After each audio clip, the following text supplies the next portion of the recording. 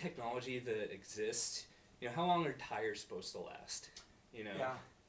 It's kind of interesting how undurable shoes are. Yeah. And so it's kind of cool to see some technology going towards really Making a shoe last longer. Mm-hmm. Yeah. Yep. And I think that's probably all as far as new product that I think is noteworthy to mention. I am stoked for the Boost Audios. Oh, Just yeah. because, 4 of the 5 fastest marathons ever ran were in the Audios. And I don't know if it's really making it any lighter. So that's one thing I'm semi-worried about, the technology. But, I think it's a different direction that a lot of people are going. And theoretically, if it doesn't wear down, you can come up with less of a midsole, and it's still not going to compress. Yep. So. And I think they said that it was, in their testing, it was just as responsive as Adiprene Plus. Mm-hmm. Is that what they had said? So, and Adiprene Plus is kind of their bouncy ball EVA foam that they've created that is just pretty durable, extremely responsive. So next step, Adidas, I'm talking to you. I want to boost Adizero PR. That's where your technology should be going. What's the drop on the PR? The PR was essentially the first shoe in the line of those super lightweight racing flats. Okay. So the PR came out, and then the Universe came out, and then the Piranha, and then so the kind of 5000, the ultra lightweight. and then they discontinued it, which was they came out with the Cadence, which is a track spike, which was essentially the PR last, but they just made it a track spike. But it's kind of gone away, but I love Bring that it back. shoe. One Adidas, of my favorite shoes. Bring it back. Yeah, so. Cool. Well, let's talk a little bit about our local racers and our local races. Okay. So, we just want to highlight some of the things that are going on around the community in the running world. This is one of those things I'm really passionate about, having done a lot of competitive running myself. Today, actually, I thought it was going to be tomorrow, but there is a collegiate meet today starting around 1 o'clock at the BYU Smithfield House. Oh, cool. It's essentially the first race of the year for a lot of local schools, mainly BYU, UVU. I think some SUU guys are coming. The miles should be pretty stacked. You've got Ryan Waite, who's one of the top-ranked 800-meter runners, and he's running the mile.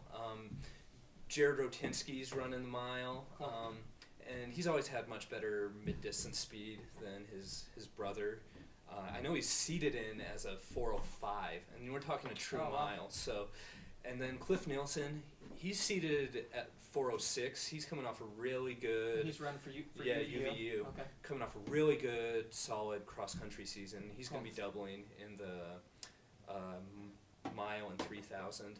Okay. Then I'm also really excited to see in the 8. BYU's got a couple 152 guys, but I'm more excited to see the return of Track Norris to the track. Probably coolest name. If I were to have a kid, and I could not think of a better name than Track Norris.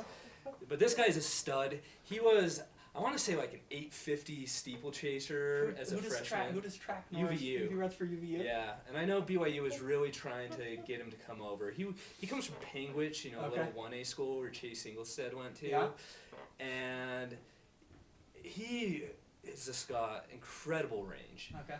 Which was kind of, I don't know the recruiting process, but he was the fastest guy in high school his senior year. He ran a 4:16 mile in state. So this guy's legit. Okay. But he's got like a 3:49 1,500 to his name, 1:49 800. Wow. He's coming off a mission, so give him some time. I'm just excited to see him run again. Cool. Kind of see where he goes, because he's got extreme potential. Cool name. Potential in all facets of life. Uh-huh. Cool. Then next week we've got, and we'll get some more information, but you'll be interested in this just because you've been up in Idaho, but the BYU indoor meet for high school kids is going to be next week. Okay. I've been skimming through the registration. Not a ton of people have registered yet, but we're still like a little over a week out. But one person has registered. Your boy, Elijah Armstrong, is coming down. From Pocatello. Yeah, and his younger brother, Malachi, he's going to be racing too, because it's Elijah indoor. They don't and Malachi. Yeah. Well, and Elijah, he was I think he was the fastest freshman in the nation last year. Yep.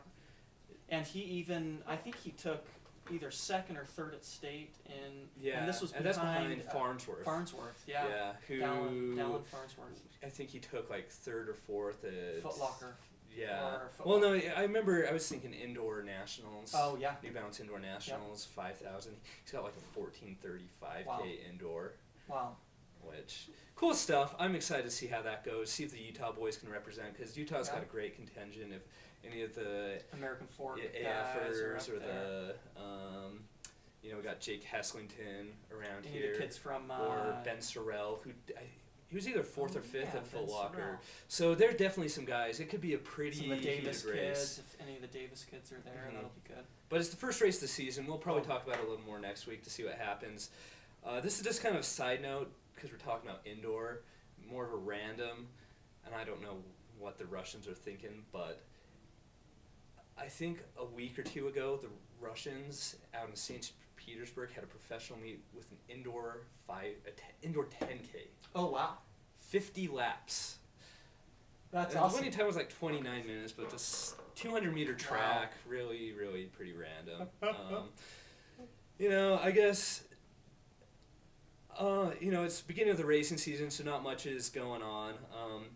The only other thing I want to highlight is there was a race out in Brazil where a guy almost got tackled. I saw the YouTube video, and the headline said he full on gets tackled, but the guy kind of just like makes contact. He never goes down. His name's Edwin Rotich, and so he kind of gets knocked, but the motorcycle contingent, who are pacing, they just kind of veer off and take out the guy who tackles him. It's pretty cool, at least that part. But he goes on to win, which is cool. We'll post the link Yeah. in the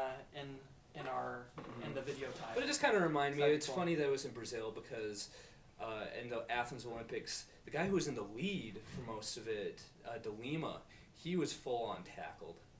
During the Olympic race? Yeah. Oh, wow. And he went down, and his knees were all scraped up. And he went on and he took the bronze, which was cool. So if anyone can appreciate that happening, getting behind a guy, the Brazilians probably can.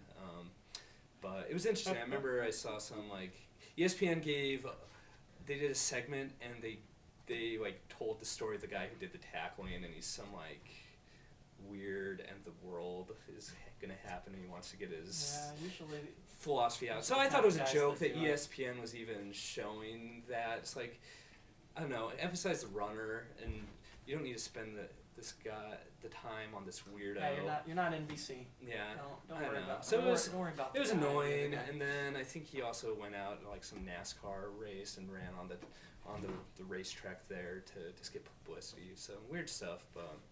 So, there is running happening. He did all that around. nude, and we're not going to post that video. Exactly, no. Just kidding, I don't know what he did. But I actually do think it was nude. Was it? Yeah. So, Great. I thought you knew what I was talking about. I was just making that. I just wanted to improve the story. And then, last I but guess not least, a shout out to road racing has already began, and the New Year's half happened, and a couple of our sponsored runners went 1-2 out there. Cool. We had Tony Vakafi, I think that's his last name. I think that's how you say it. He won it. Tongai. Yeah. Tongai. So way to go, Tony. And second place was Dave Taylor. So way to go, guys. We're glad to see you already racing. And those are both guys who are getting up there in age. Yeah. They're not young bucks like ourselves. Dave is a Masters runner. Yeah. I don't know if Tony and is. Tony, but... I think he's probably in his early 40s, maybe. Oh, you think so? Maybe late 30s. He's fit though. He is. I've gone on a couple runs with him, and he is big and powerful. Yeah. He is a steam engine. So, anyways. Cool. I think that's all we've got for today. Cool. We'll see you same time, same bad channel next week, I guess. And look forward to improvements, updates, and we're just gonna have fun with this. Mm-hmm. If you happen to watch all of this and have any comments, any ideas for us, write them down in the let link us know if you have any underneath, suggestions, and we'll use them. We want this to be interactive. We want to play off your ideas. We want to have fun with this. Have a good day, guys. I wish those days would come back.